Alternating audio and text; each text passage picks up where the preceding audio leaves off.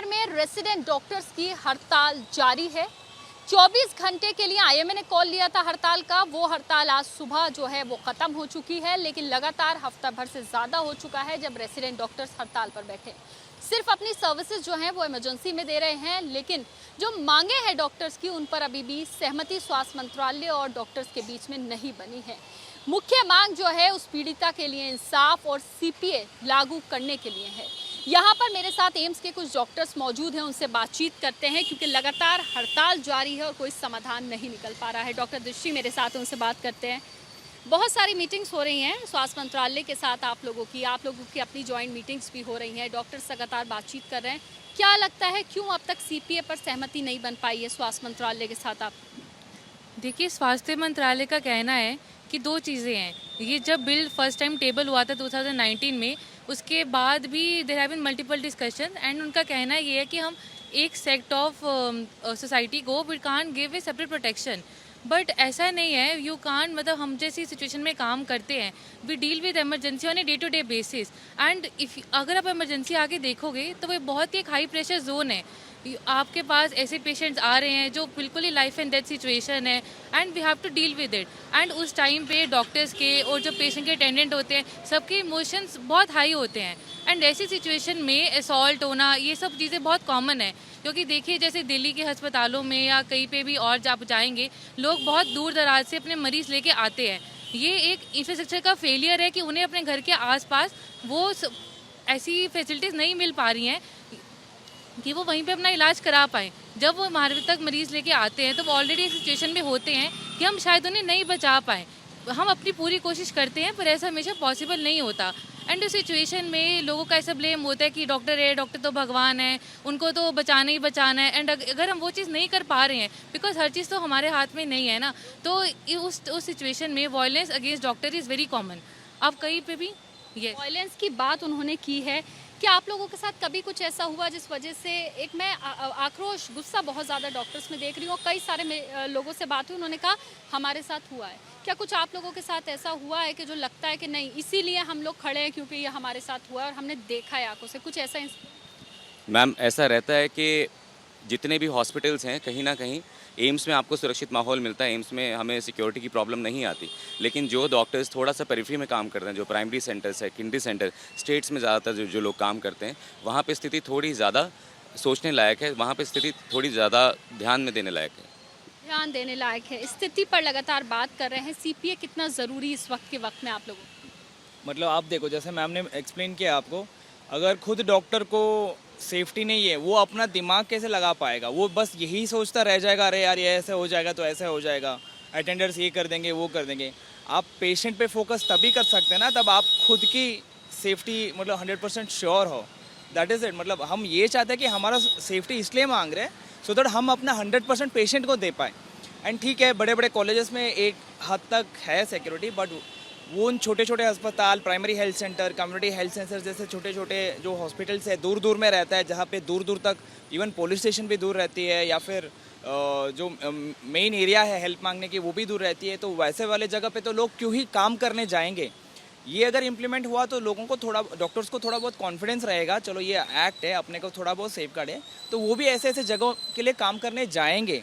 तो जब गाँवों में जो लोग बोलते हैं डॉक्टर्स नहीं है हमारे पीएचसी में, वीएचसी में, क्यों नहीं है? बिकॉज उनके पास ऐसे वाला है डर कि यार अगर कुछ होगा तो ऐसा हो जाएगा। बट अगर सब हमारे पास कुछ सेफ्टी का वो है, then they can freely go to PHC और CHC and they work on it.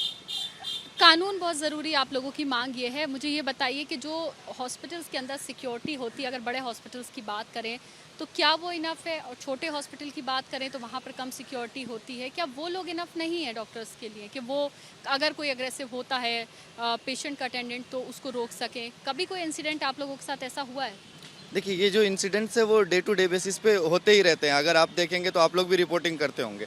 चीज़ें बड़े या छोटे हॉस्पिटल की नहीं है, चीज़ें हैं कि आप जब पेशेंट के साथ डील कर रहे हैं, उनके इमोशंस हाई हैं, पेशेंट बहुत सिक होके, ट्रॉमा होके आता है, बहुत उसको बीमार होता है, वो उनके साथ काफ़ी अटेंडेंस आते हैं, वो बहुत इमोशनल होते हैं।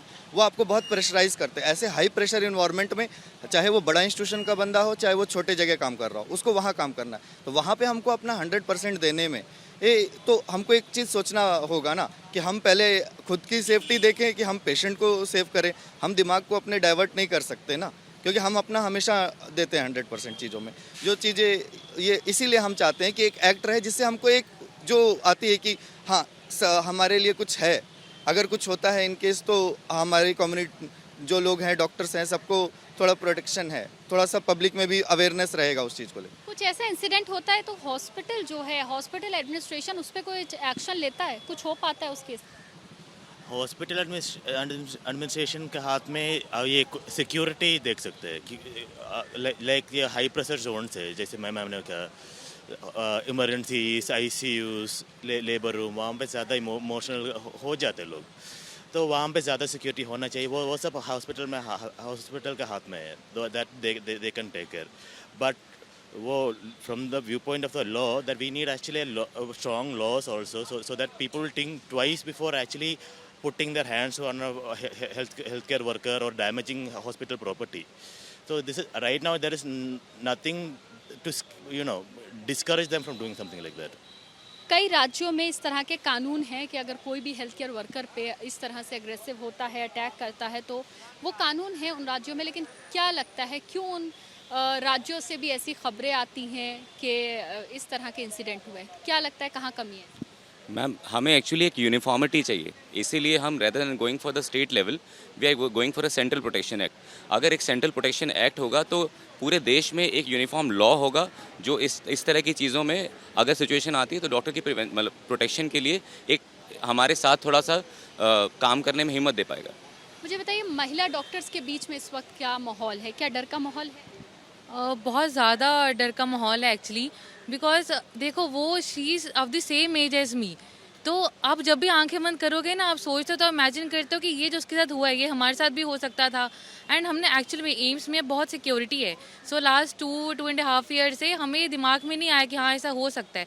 लेकिन अगर आप एम्स के बाहर स्टेप करोगे, दिल्ली के और हॉस्पिटल्स में, स्टेट के हॉस्पिटल में, मैंने सब जगह पे काम किया है, ठीक है, एंड वहाँ ऐसा कुछ भी नहीं होता है। वहाँ तुम्हारे आसपास इतने लोग आ जाएंगे अचानक से कि यू डोंट नो कि when they will hit you, कुछ भी हो सकता है। एंड अभी वो चीज़ें हमें याद आ रहा है कि हाँ ऐसा होता है और ऐसा हर जगह होता है, एंड ये चीज़ जो वहाँ पे हुई है ये कहीं पे भी हो सकती है। It was just a disaster waiting to happen, and उसी को प्रिवेंट करने के लिए हमारी 2 ही मांगे हैं। जो उस डॉक्टर के साथ हुआ उसको पूरा जस्टिस मिलना चाहिए, जो कि अभी तक मिल नहीं पा रहा है ढंग से। एंड सेकेंड चीज़ ये चीज़ दोबारा नहीं होनी चाहिए। ऐसी किसी कोई भी फीमेल डॉक्टर या नर्सिंग स्टाफ है, किसी के साथ ये दोबारा नहीं होना चाहिए। उसका एक ही तरीका है कि एक बहुत ही ज़्यादा स्ट्रिंजेंट लॉ हो कि कोई भी इंसान ऐसा करने से पहले अगली बारी 4 बारी सोचे कि ऐसा लॉ है, एक नॉन बेलेबल ऑफेंस है, अगर मैं ऐसा करूँगा तो मेरे खिलाफ बहुत स्ट्रिक्ट एक्शन होगा, मैं नहीं कर सकता हूँ, ठीक है। और ये चीज़ जो आप कह रहे हो कि स्टेट में लॉज हैं बट तो बहुत डाइवर्सिफाइड है, एंड किसी में भी इतनी स्ट्रिंजेंट पनिशमेंट भी नहीं है।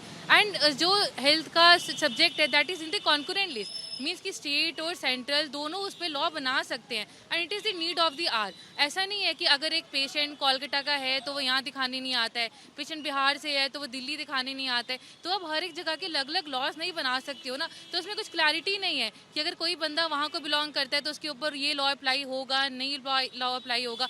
सारी जगह से पेशेंट रेफर होकर मेजर इंस्टीट्यूट्स में आते हैं, स्पेशली जैसे एम्स है, पीजीआई, चिपमन, यहाँ पे तो आते ही आते हैं। तो हमें एक सिंगल लॉ चाहिए और वो बहुत स्ट्रिंजेंट होना चाहिए। किसी भी स्टेट लॉ में जो भी मतलब पनिशमेंट है, they are not very stringent, अगर वो नहीं चलेगा, उसे स्टेट लॉज नहीं चलेंगे, सेंट्रल लॉ चाहिए। मुझे ये बताइए, कई सारी मीटिंग्स हो रही हैं और आज भी शायद स्वास्थ्य मंत्रालय के साथ आपके एक डेलीगेशन की मीटिंग होगी, लगता है आज बात बन जाएगी? मैम, हम तो मिनिस्टर से हमारे गुहार लगा सकते हैं कि प्लीज़ इस चीज़ पे सुनिए, डॉक्टर्स को सपोर्ट करिए। यहाँ पे आपके सपोर्ट की पूरे हेल्थ केयर सिस्टम को ज़रूरत है। हम चाहते हैं कि एक ऑर्डिनेंस पास हो और इस विंटर सेशन में गवर्नमेंट उसे टेबल करे। प्रधानमंत्री के लिए क्या कोई मैसेज आप लोग देना चाहते हैं? प्रधानमंत्री और देशवासियों को यही मैसेज है कि जब तक हम लोग अपने कार्यस्थल पे खुद को ही सेफ महसूस नहीं करेंगे तो हम काम में अपना 100% कैसे देंगे। हम आपके ही सेवा के लिए हैं। देखिए डॉक्टर्स का कहना है सेंट्रल प्रोटेक्शन एक्ट इस वक्त की ज़रूरत है, उसको लाना चाहिए। स्वास्थ्य मंत्रालय के साथ डॉक्टर्स के डेलीगेशन की लगातार मीटिंग्स हो रही हैं, हालांकि अभी तक किसी बात पर सहमति नहीं बन पाई है। आज फिर एक मीटिंग हो सकती है। अब देखना यह होगा कि कब सहमति बनती है और कब यह हड़ताल खत्म होती है, क्योंकि इस हड़ताल का दूसरा पहलू मरीज भी हैं जिनको कहीं ना कहीं परेशानी हो रही है। तो एक तरफ डॉक्टर्स हैं जो चाहते हैं कि पहले उनकी सेफ्टी और सिक्योरिटी जो है वो सरकार और मंत्रालय श्योर करे, उसके बाद हम काम पर लौट आएंगे। कैमरा पर्सन निखिल रस्तोगी के साथ Madiha Khan, ABP news, Delhi. For exclusive and insightful videos, subscribe to our new channel ABP Live Premium.